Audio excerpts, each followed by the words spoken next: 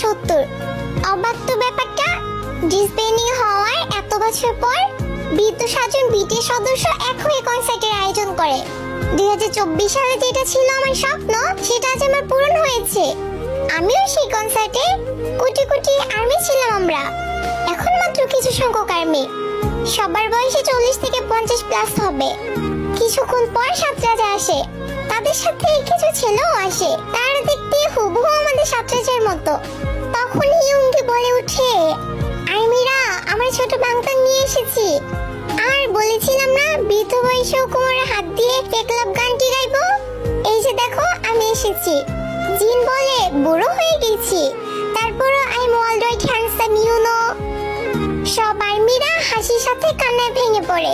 আমাদের ম্যাকমিলান বলে উঠে, তোমরা কান্না করো না, আমাদের কষ্ট হয়, ভালোবাসি তোমাদের অনেক।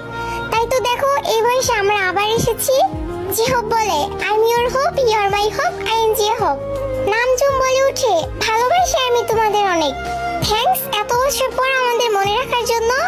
আমরা কোনোদিনও তোমাদের ভুলবো না, তোমাদের ভালোবেসে যাবো সারা জীবন। আর্মি এন্ড বিটিএস এর সম্পর্ক সারা জীবন থেকে যাবে, কখনো এই বন্ধন ভাঙবে না। তারপর তারা একে একে অনেকগুলো গান গায়, সেই মনে করিয়ে দেয় পুরোনো দিনগুলোর কথা। এখন তাদের বিদায়ের পালা।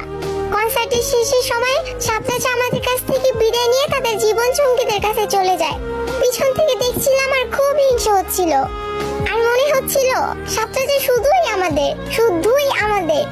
এত বছর পর সব বদলে গেছে, তারা বদলে গেছে, আর্মিরা বদলে গেছে। বিটিএস আর আর্মিদের ভালোবাসা বদলাহীন। BTS army forever.